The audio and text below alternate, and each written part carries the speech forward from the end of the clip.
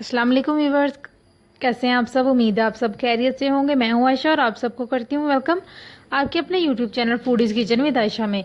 तो आज हम बनाने जा रहे हैं मज़ेदार सी बीफ बिरयानी, जिसके लिए हमें जो इंग्रेडिएंट चाहिए, हमें चाहिए बीफ स्टॉक, राइस जिनको मैंने सोक कर लिया था आधे घंटे के लिए, हमें चाहिए बीफ पीसीस यानी कि गोश्त चाहिए, और 2 प्याज चाहिए चॉप्ड, हमें चाहिए फ्राई अनियन प्याज, और हमें चाहिए टमाटर, लहसुन, बिरयानी मसाला आप चाहें तो ऐड कर लें वरना स्किप कर दें, नमक चाहिए, लहसुन चाहिए, इलायची, बड़ी इलायची, काली मिर्चें, ज़ीरा, धनिया और हरी मिर्ची चाहिए हमें दम के लिए। तो इससे पहले कि रेसिपी की तरफ चले, आपसे रिक्वेस्ट है कि जो मेरे चैनल पे न्यू है प्लीज़ चैनल को सब्सक्राइब कर दें और बेल के आइकन को प्रेस करना मत भूलिएगा।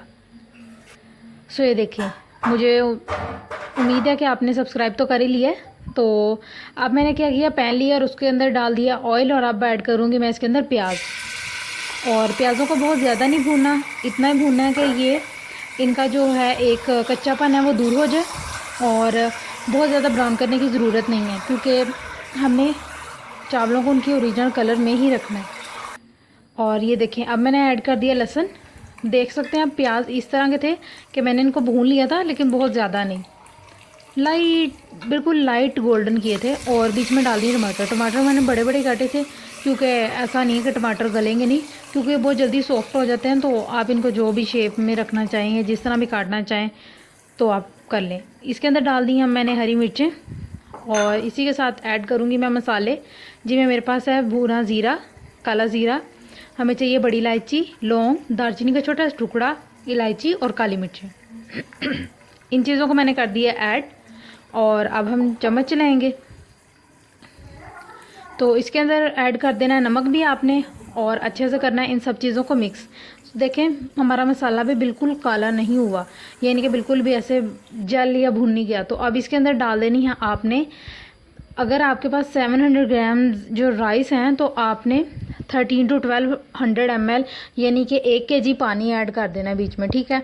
यानी कि चावलों की क्वांटिटी से डबल नहीं बल्कि उससे थोड़ा सा कम ही रखना है, ताकि जो चावल हैं वो बिल्कुल सोगी सोगी ना बने, वो एक से दूसरे के साथ जुड़े ना, बल्कि खिले खिले और अलहदा अलहदा बने बिल्कुल एकदम।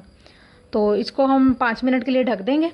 सो ये देखें, बॉयल आ रहा है अच्छे से, और अब बीच में ऐड कर देने हमने अपने राइस, और हल्के हाथ से इनको हिलाना है ताकि ये जो है टूटे ना।